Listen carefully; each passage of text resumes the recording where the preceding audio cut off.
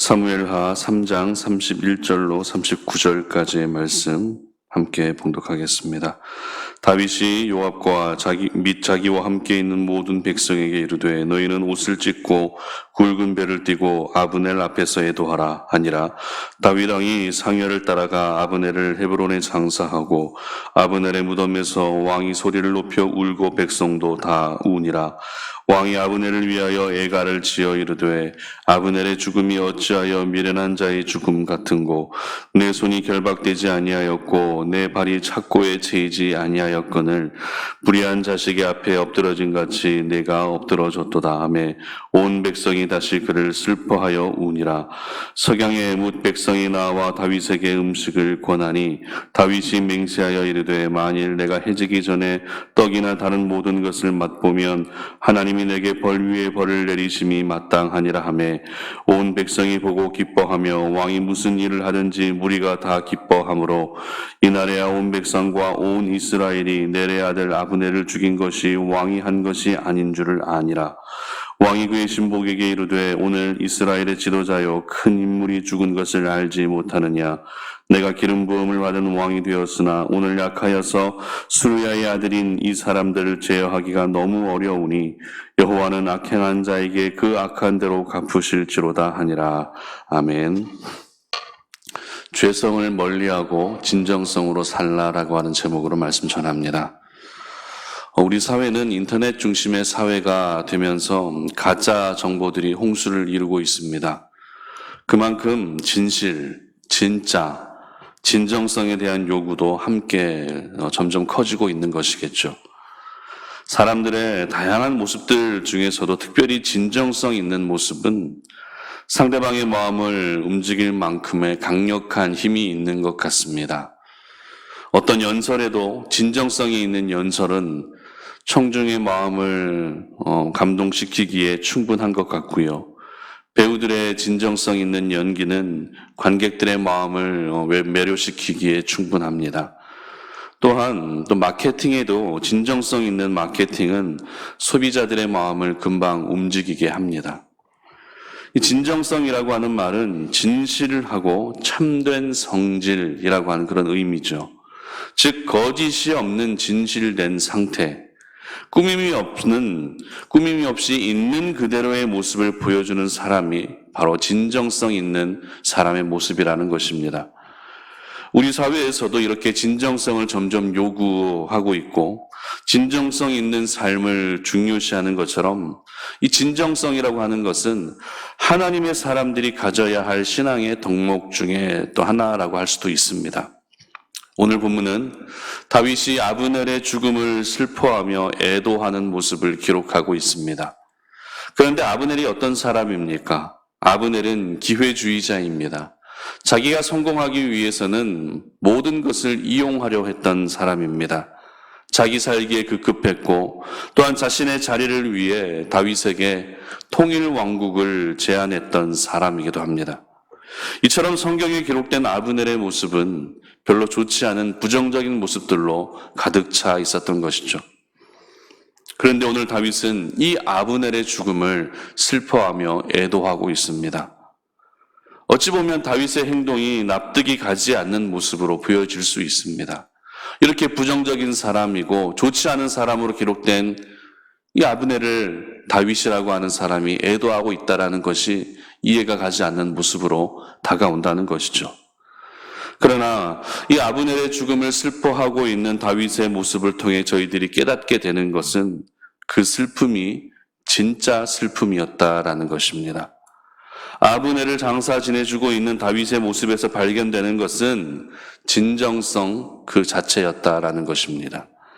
그런데 한 가지 주목할 것은 누가 봐도 아브넬의 죽음을 당한 상황을 보게 되면 다윗은 화가 머리 끝까지 치밀어 올라야 되는 그런 상황이었습니다. 왜냐하면 자신의 허락 없이 요압이 단독으로 결정해서 아브넬을 죽였기 때문입니다. 그러므로 지금의 상황은 아브넬의 죽음을 슬퍼할 것이 아니라 먼저 요압을 징계하고 요압에게 벌을 내려야 되는 상황이었다라는 것이죠. 다윗이 보기에는 아무 죄가 없던 아브넬을 복수심이라고 하는 이름하에 요압이 죽였기 때문에 요압을 바라보는 다윗의 시선도 그리 곱지 않았을 것입니다. 그러다 보면 요압을 향해 분노하는 것은 당연합니다. 그리고 요압에게 책임을 묻는 것 역시 당연합니다. 하지만 만약 이러한 상황으로 이야기가 전개되었다면 다윗에게서 발견되는 모습은 요압에게서 죄를 찾고 정죄하고 있는 죄성 뿐이었을 것입니다. 하지만 다윗은 요압에게 죄성으로 먼저 다가가지 않았습니다. 오히려 죄성을 멀리하고 아브넬을 향한 진정성으로 먼저 다가갔던 것입니다. 이것은 저희들이 오늘을 살아갈 때 어떤 모습으로 먼저 살아가야 하는지에 대한 부분을 교훈하고 있습니다. 오늘 저희들이 살아야 할 삶은 죄성으로 살아가는 삶이 아니라 진정성으로 살아가는 삶이 되어야 한다는 것이죠. 사람들과의 관계 속에서도 죄를 짓고 하나님과의 관계 속에서도 죄를 짓고 살아가는 죄성이 아니라 사람들과의 관계 속에서도 진실되이 행하고 하나님과의 관계 속에서도 진실되이 행하는 진정성으로 살아야 한다는 것입니다. 오늘 말씀을 통해 저희들에게 주시는 영적 교훈을 함께 찾아봤으면 좋겠습니다. 첫 번째는 진정성을 가진 사람은 연기하지 않는다라는 것입니다. 35절입니다. 석양에 뭇 백성이 나와 다윗에게 음식을 권하니 다윗이 맹세하여 이르되 만일 내가 해지기 전에 떡이나 다른 모든 것을 맛보면 하나님이 내게 벌 위에 벌을 내리심이 마땅하니라 하매. 아멘. 여러분, 연기가 무엇입니까? 이 연기 잘하는 배우들의 모습을 보게 되면 그것이 실제인지 정말 분간하기가 어렵습니다. 그런데 연기라는 것은 잘 생각해 보십시오. 이 연기라고 하는 것은 진짜가 아니라 가짜입니다. 연기를 하는 배우의 진짜 모습이 아니라 가짜 모습이라는 것이죠. 그렇기 때문에 이 진정성 있는 연기라는 말이 이 연기를 잘하는 배우들에게 사용되는 말이기는 하지만 이 진정성과 연기하는 것은 정반대의 개념이라는 것입니다. 무슨 말입니까? 연기는 연기일 뿐이다라는 것입니다. 오늘 다윗은 아브넬의 죽음의 소식을 듣고 굉장히 슬퍼하는 모습을 보입니다. 먼저 31절에서는 모든 백성에게 옷을 찢고 굵은 베옷을 입고 애도하라고 명령합니다. 그리고 이어서 왕의 신분임에도 불구하고 상여 앞에서 행하는 것이 아니라 그 상여의 뒤를 따라갑니다. 그리고 32절에서는 어떻습니까? 아브넬의 무덤 앞에서 소리를 높여 울고 있습니다. 그리고 33절에서는 아브넬을 위해 애가를 지어 부르고 있다는 것입니다. 사실 이 정도까지 슬퍼하고 있다면 이 슬픔은 진짜 슬픔이었다라는 것을 알기에 충분합니다. 하지만 그것을 지켜보는 백성들에게는 다윗의 이 정도의 슬픔으로는 만족되지 않았습니다. 무슨 말입니까? 그 이유는 지금 백성들은 아브넬을 죽인 장본인이 다윗이라고 생각하고 오해하고 있었기 때문입니다. 그러나 이 오해는 35절에서 모두 풀리게 되는데요. 35절에서 다윗은 백성들이 권하는 음식을 해지기 전까지 입에 대지 않겠다라고 이야기합니다. 이로써 백성들의 모든 오해가 풀리고 왕의 모습을 보며 백성들은 기뻐하게 되는 것이죠. 그렇다면 아브넬의 죽음을 보고 장사를 지내면서 다윗이 보여주었던 이 모든 모습, 굵은 베옷을 입고 옷을 찢고 울며 애통하고 애가를 지어 부르고 그리고 해가 지기 전까지 음식을 입에 대지 않겠다라고 하는 이 모든 모습은 어떻게 해석하는 것이 맞을까요? 과연 다윗이 보여주었던 이 모습들이 슬퍼하는 척, 가슴 아파하는 척하는 연기였을까요? 그렇지 않습니다.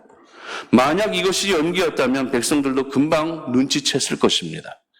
사실 음식을 거절하기 전까지만 해도 백성들은 다윗이 연기하고 있다라고 생각했을 수도 있습니다. 그러나 음식마저도 거절하는 다윗의 그 모습은 연기가 아닌 아브넬을 향한 진정성 있는 슬픔의 모습이었던 것입니다. 이처럼 그 마음에 진정성이 있는 사람은 절대 연기하지 않는다는 것입니다. 그렇다면 누가 주로 연기를 하죠? 여러분 연기 잘 하십니까? 여러분이 주로 연기할 때는 언제 연기를 하십니까? 남편에게 연기를 할 때가 있지 않으십니까? 자녀들에게 연기를 하고 부모님들 앞에서 연기할 때가 있지 않으십니까? 직장에서도 연기할 때가 있지 않으십니까? 저희들은 주로 상대방에게 내 마음을 감추려고 할 때, 무언가 일을 꾸미고 있을 때, 무언가 포장된 모습을 보여주고자 할 때 주로 연기를 합니다. 잘 안 되는 연기지만, 아무리 해도 티가 나는 연기지만 연기를 한다는 것입니다. 왜요? 우리 자신을 감추기 위해서죠. 그런데 놀라운 것은 이 연기라는 것을 하나님 앞에서도 한다는 것입니다. 나의 죄성을 감추기 위해서 연기하는 것이죠. 세상 속에서 죄를 짓고 살아가고 있지만 교회에만 오면 거룩하게 충성된 모습의 연기를 하는 것이 저희들의 모습 아닙니까? 그러나 언제나 진실되이 살아가고 진정성 있게 살아가는 사람은 결코 연기하지 않습니다. 왜요? 진정성 있는 그 모습 그 자체를 가지고서 하나님 앞에서 그리고 사람들 앞에서 살려고 하기 때문입니다. 그러므로 우리 성도님들은 오늘의 이 말씀을 통해 지금까지 내 가족들 앞에서 해왔던 모든 연기, 내 직장 동료들 앞에서 해왔던 연기, 그리고 하나님 앞에서까지 해왔던 모든 연기를 중단할 수 있는 아침이 되시기를 바랍니다. 그래서 이제는 세상 속에서 연기력으로 승부하는 것이 아니라 진정성으로 승부하시는 우리 모든 성도님들 되시기를 주님의 이름으로 축복합니다. 두 번째로, 진정성을 가진 사람은 연약함을 인정한다라는 것입니다. 39절 말씀입니다. 내가 기름을 부어 부음을 받은 왕이 되었으나 오늘 약하여서 수르야의 아들인 이 사람들을 제어하기가 너무 어려우니 여호와는 악행한 자에게 그 악한 대로 갚으실지로다 하니라. 아멘. 다윗은 아브넬을 장사 지내주고 진심으로 슬퍼하게 되죠. 그리고 백성들이 가지고 있었던 모든 오해까지 풀리게 됩니다. 참 감사한 일입니다. 왕으로서 백성들에게 오해를 받고 있었다면 왕의 리더십은 결코 발휘되지 못했을 것입니다. 그러나 다행히 모든 오해가 풀리게 되고 다윗은 이제 왕으로서 그 사명을 감당하게 되는데요. 그런데 모든 오해가 풀린 후에 오늘 다윗이 보여주었던 모습은 너무 참 중요한 모습이 또 한 가지 우리는 발견하게 됩니다. 그것을 오늘 우리는 잠시 주목할 필요가 있는데요. 그 부분이 방금 읽었던 39절 말씀입니다. 이 말씀의 핵심이 무엇입니까? 내가 비록 왕이 되었지만 내 힘으로 요압을 컨트롤할 수가 없다는 것입니다. 왜요? 나는 왕이지만 나는 연약한 사람이기 때문입니다. 이것을 39절 상반절에서는 내가 기름 부음을 받은 왕이 되었으나 오늘 약하여서라고 기록하고 있는 것입니다. 사실 이러한 고백을 신하들 앞에서 한다는 것은 굉장히 자존심 상하는 일입니다. 하지만 다윗은 자신의 자존심보다 자신의 연약함을 인정하는 것이 더 중요한 것이라 여겼습니다. 이것이 바로 진정성 있는 사람의 본연의 모습인 것이죠.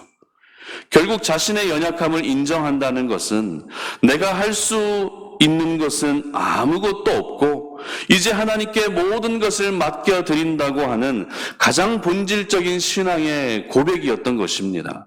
이것을 39절 하반절에서 어떻게 기록합니까? 이 사람들을 제어하기가 너무 어려우니 여호와는 악행한 자에게 그 악한 대로 갚으실지로다 하니라. 아멘. 그렇습니다. 왕이 어떤 사람입니까? 왕은 부의 상징입니다. 권력의 상징입니다. 힘의 상징입니다. 그러나 다윗은 어떻게 고백합니까? 나는 연약하다. 나는 제어할 수가 없다. 내가 제어하기가 너무 어렵다. 그래서 하나님께 맡길 뿐이다라는 이와 같은 고백을 하고 있었던 것입니다. 여러분, 진정성을 가진 사람은 자신의 연약함을 절대 감추지 않습니다. 자신의 단점을 포장하지 않습니다. 왜입니까? 언제나 진실된 모습으로 사는 것이 진정성을 가진 사람의 기본 바탕이기 때문입니다. 그렇다면 여러분들은 어떻게 하고 계십니까? 혹시 여러분들의 연약함들을 사람들에게 감추고 있지는 않으십니까? 사람들 앞에서 그래도 항상 좋은 모습 보여주고, 항상 밝은 모습 보여주고, 항상 당당한 모습을 보여주기 위해서 정작 나는 너무 연약하고, 나는 너무 슬프고, 나는 너무 힘든데 연약하지 않다고, 힘들지 않다고 이렇게 말하고 있지는 않으십니까?